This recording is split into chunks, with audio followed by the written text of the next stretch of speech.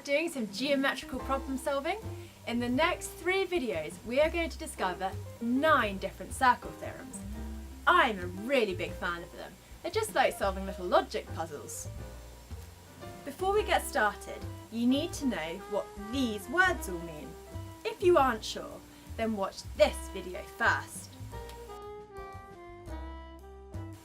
So in this video, we're going to look at the first 4 circle theorems that are all inside the circle. And then in part 2 and part 3, there'll be lots of tangents and chords involved. So let's get going. Here's the first one. What's the connection between the 2 angles?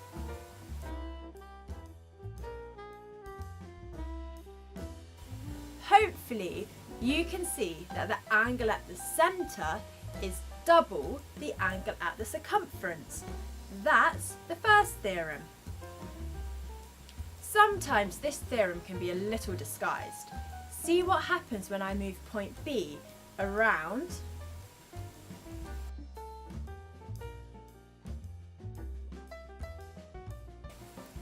So if you see this sort of setup, remember that the angle at the centre is double the angle at the circumference, even if it doesn't have the normal arrowhead shape. So here's theorem 2. We have a semicircle. What do you notice about the angle?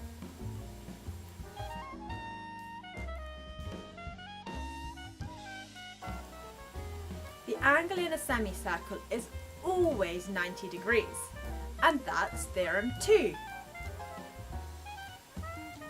Just make sure though that it really is a diameter, so it needs to cross through the centre.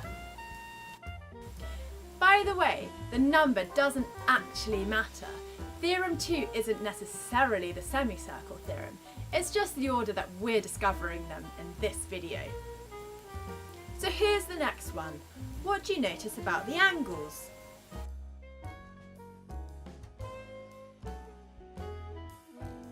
We describe this one as angles in the same segment are equal.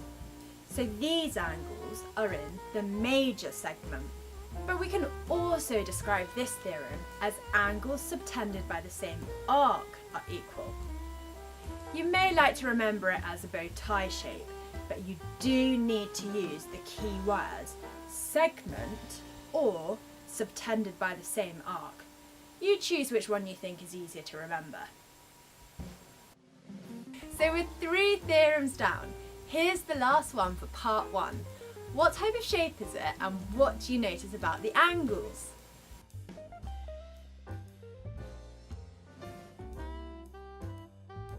It's got 4 sides, so it must be a quadrilateral. But because it's inside a circle and all 4 corners or vertices are touching the circumference, we call it a cyclic quadrilateral.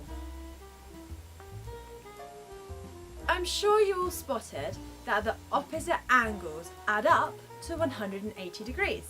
So that's our 4th theorem. And the important part to remember is that all 4 sides must be touching the circumference for it to be a cyclic quadrilateral. So now here's the test. Can you remember all 4 theorems? Pause the video, jot them down and click play when you're ready to check. Make sure you use the correct terminology.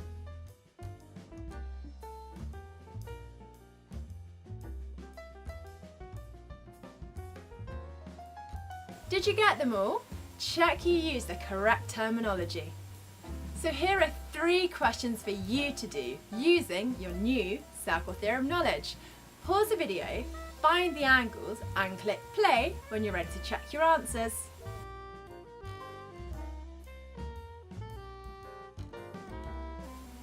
How did you get on?